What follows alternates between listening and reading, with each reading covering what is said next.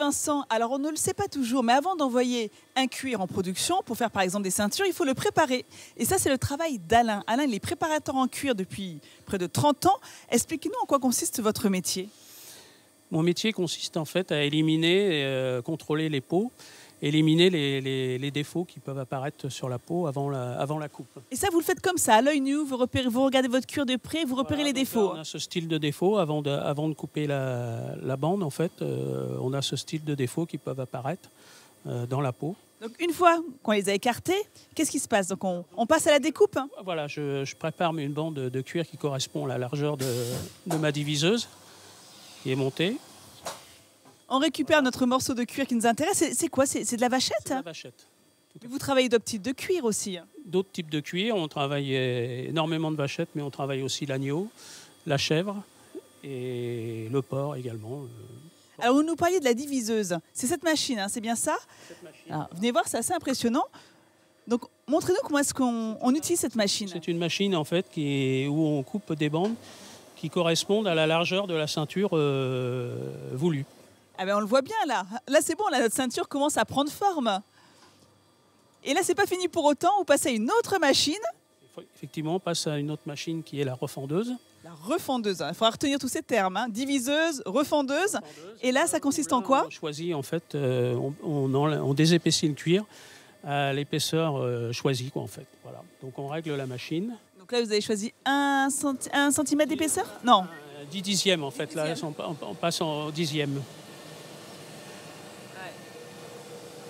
Voilà. Effectivement, on voit bien la différence, hein. Si je prends une lanière avant découpe et après découpe, regardez, hein. Effectivement, c'est beaucoup plus fin. Alors, notre ceinture n'est pas terminée pour autant. Il reste encore beaucoup d'étapes. Donc, ce que je vous propose, c'est qu'on se retrouve tout à l'heure pour la suite des opérations. À tout à l'heure. Effectivement, Vincent, alors faire une ceinture, on pourrait croire que c'est simple. Et pourtant, il y a beaucoup d'opérations qui sont indispensables. Ce n'est pas juste prendre notre lanière, mettre des trous, une boucle et hop, ça tient le pantalon. C'est bien plus complexe que ça. Et on va en parler avec Christine qui a repris cette belle entreprise en 2012 avec son mari. Alors Christine, voici notre lanière de cuir. On a vu tout à l'heure comment est-ce qu'on préparait le cuir et comment est-ce qu'on le découpait. Ensuite, qu'est-ce qui se passe?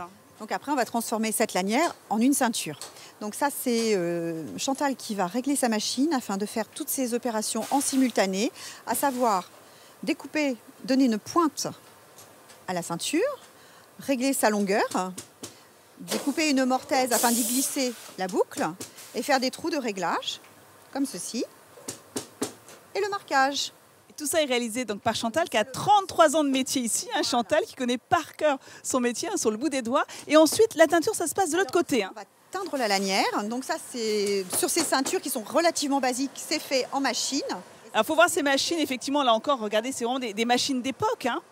Voilà, donc cette machine, elle dépose de la teinture après un réglage du débit et de l'opacité de la teinture.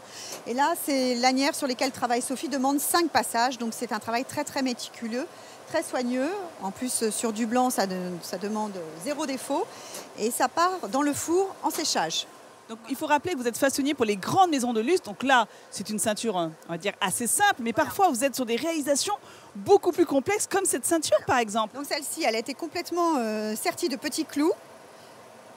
On ne le voit pas à l'extérieur puisqu'il y a une doublure qui est posée ensuite.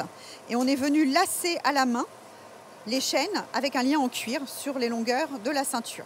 Voilà encore un bel exemple de l'excellence à la française. Ces beaux métiers d'art qu'on aime mettre en avant à Midi en France.